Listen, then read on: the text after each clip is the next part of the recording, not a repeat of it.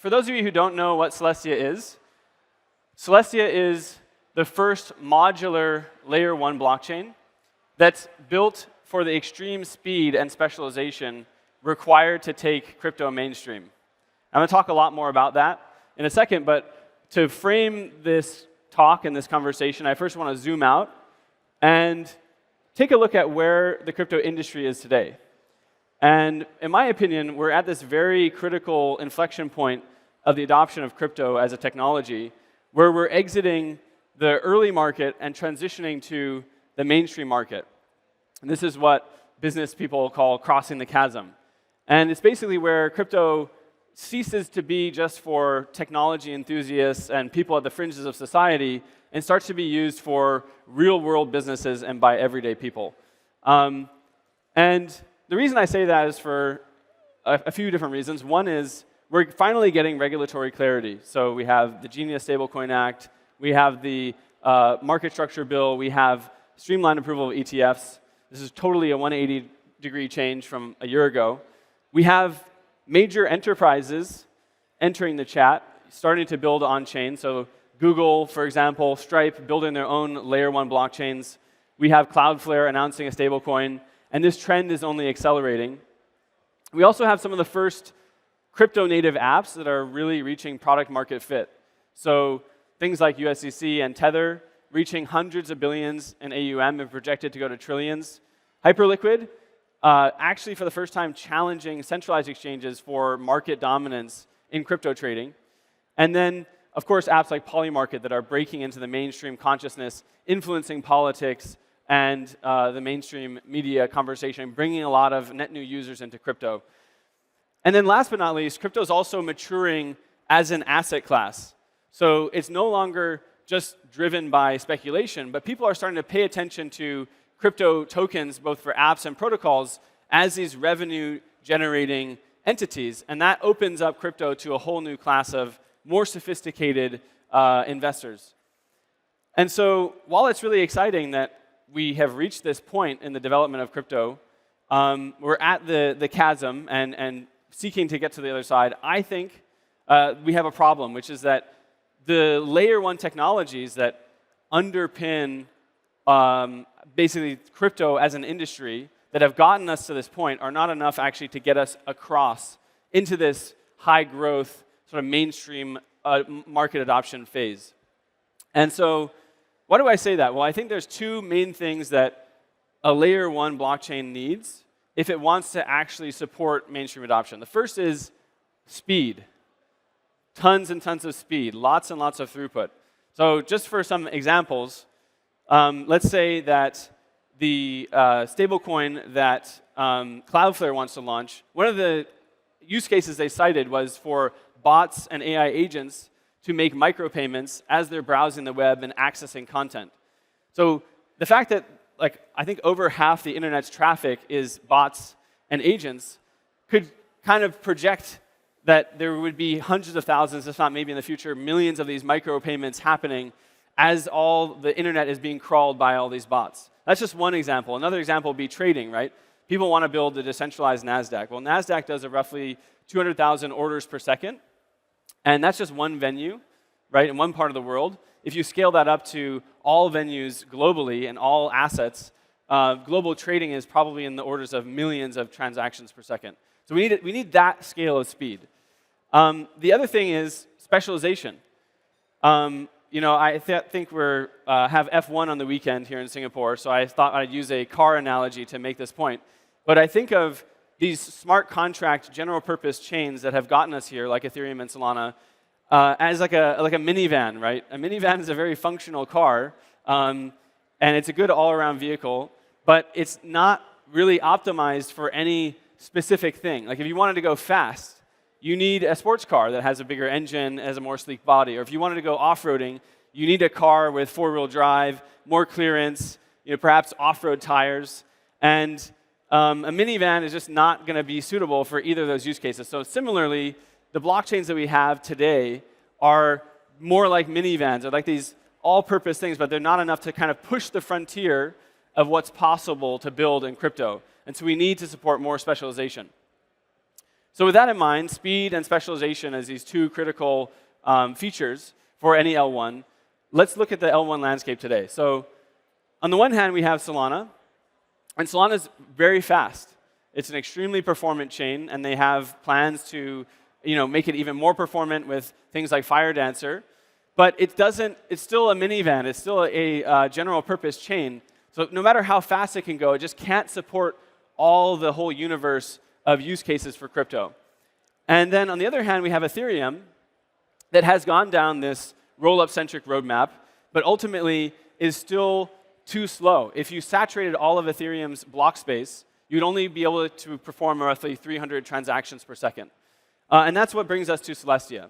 And Celestia, again, is a modular layer 1 that was designed from the ground up. It had the advantage of being a new chain to be designed for this future of mainstream adoption, knowing everything that we know now.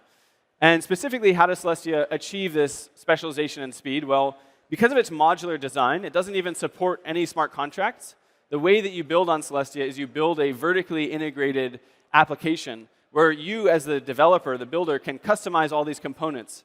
And so you have full stack control and customizability. So it's a maximum amount of specialization. And then Celestia is also built for speed, because by being this very thin, simple, modular layer 1 chain, we can use new cryptographic primitives like data availability sampling that allows us to scale in ways that other layer 1s can't. And this is not just in theory, but actually in practice. So we have an upgrade called Matcha coming to the network this month that will increase Celestia's maximum throughput to 21 megabytes per second, which is equivalent roughly to 64 times the total throughput that Solana processes today on L1. So with that in mind, the speed and specialization, I just want to highlight a couple of applications building on Celestia that I think really take advantage and are a good example of what speed and specialization on Celestia can look like. So the first is Bullet. It's a decentralized perps exchange. And they have built a highly optimized, highly performant rollup based in Rust that can actually execute trades at 1 millisecond latency. This is insane. This is 100 times faster, roughly, than even Hyperliquid's famously fast 100 millisecond exchange latency. And they've also, because they're a rollup, they can control the sequencing, the order of transactions, so they can add things like cancel order prioritization, which reduces toxic flow and improves the liquidity in the system.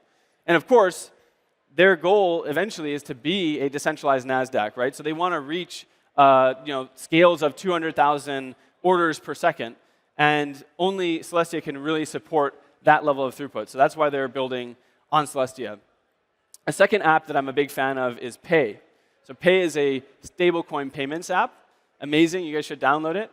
And they take advantage of specialization to add privacy. So every payment that you make on the platform is totally private. Absolutely essential for mainstream adoption.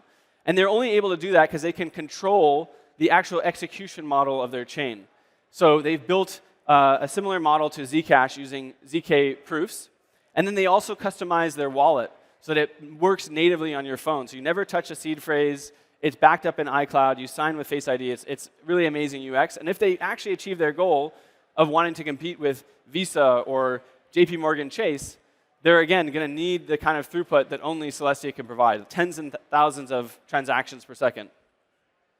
Now, you might be wondering, well, where are the enterprises, right? And if you paid attention to Stripe or Google or Circle, they're not building rollups. They're actually building their own layer 1 chains. So you might conclude, oh, well, that's most enterprises are going to choose to launch their own L1s, not rollups. But I think Mike from Blockworks actually explains why this won't be the case going forward necessarily. And that is because the work that it takes to actually launch your own L1 is a huge amount of effort. It's a high cost. You have to hire a whole team. You have to launch the network and maintain it continuously. And ultimately, it's not really a differentiator. If you can still get all that control and specialization on a rollup, then what's the point of going through the effort of doing all this heavy lifting on the infrastructure side? And I think most enterprises will realize that it's not worth it. And in fact, this is how it plays out in Web 2, right? Even some of the biggest Web 2 companies like Netflix, Airbnb, and Spotify, they have huge compute demands. They don't build their own compute infrastructure. They use providers like AWS. And that's what allows them to focus on what's important, which is building and improving their business. And so that's actually really, the cloud model is a good way to understand what Celestia is as a product.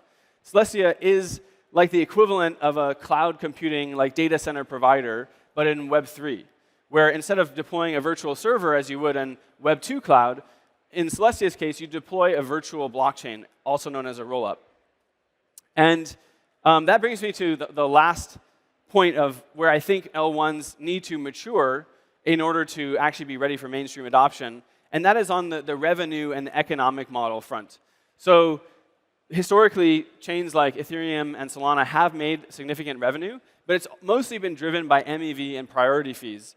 And the reality is that these fees are not sustainable, are not going to be long-term. They're not going to belong to the L1.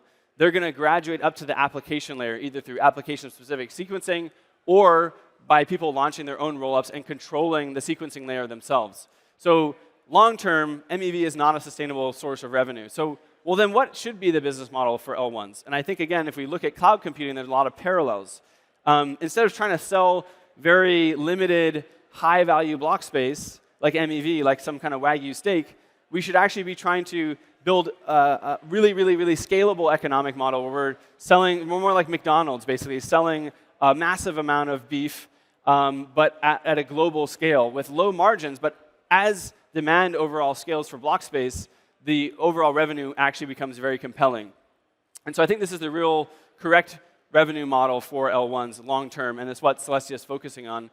And aside from just where the revenue comes from, Celestia is also innovating on the cost side. So we're actually contemplating a proposal to shift to something called proof of governance, which would reduce our issuance, right, the cost to run the network, from roughly 5%, what it is today, to 0.25%. So a massive reduction in the overhead and the issuance of new tokens to pay to operate the network. And that would mean that even at relatively reasonable levels of throughput, Celestia could actually be a deflationary protocol, like a profitable protocol.